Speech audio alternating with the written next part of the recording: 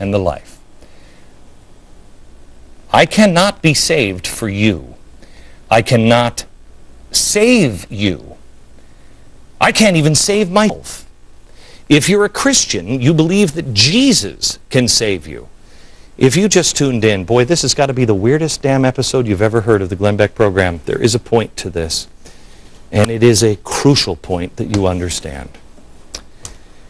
When Jesus died, he died for everyone that ever lived. If you're a Christian, you believe that.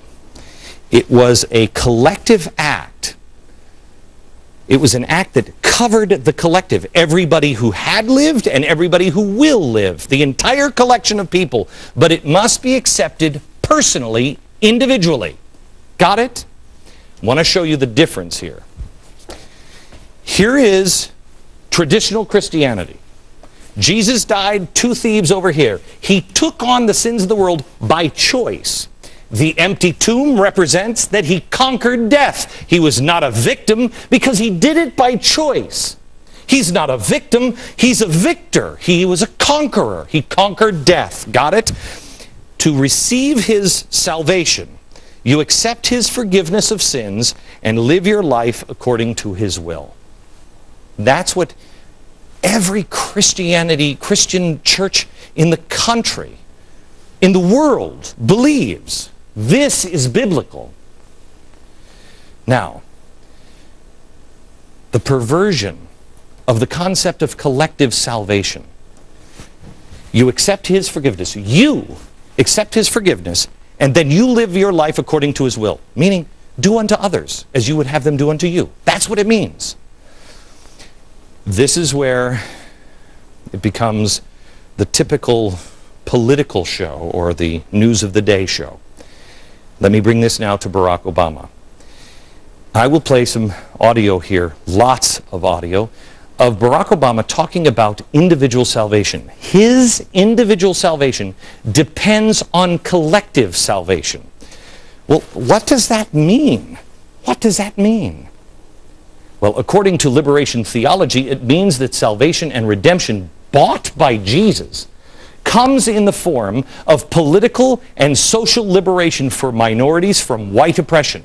Salvation is realized with minorities achieving economic and political parity via redistribution of wealth with whites.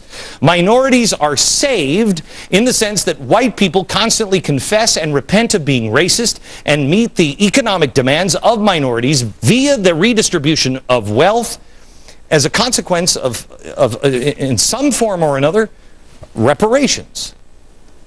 Anthony, do I have this wrong so far? That's exactly right. One of the major problems with this theology is that it reduces Christianity to being just a political theology. And as you mentioned earlier, it's so much more than this. It actually involves my own sin and your own sin and our relationship to God. But to reduce it to a political theology is completely inconsistent with the history of Christianity. I mean, it loses the God part of it. By the way, Anthony Bradley, Associate Professor of Theology and Ethics at King's College and author of Liberating Black Theology. So, Anthony, tell me this. This is black liberation theology. Jesus demands that in his case, Jesus died on the cross as a victim. The empty tomb doesn't really have any meaning to it. Jesus demands the Jew, in his case, or the white, the oppressor, give up his position in life, his money, his goods, to other victims in order to be saved. Is that right? That's essentially right. I mean, what you find is a theology that deals almost exclusively with people's external realities and problems. It doesn't deal with their internal ones, and that's a huge problem. Okay. Now we're going to take this when we come back. We're going to take this to the gospel message and the message of being saved by grace and Marxism. Okay? We are looking now at people taking even it doesn't have to be African American that does this. This is a liberation philosophy that is just about victimhood. It doesn't matter. It doesn't matter.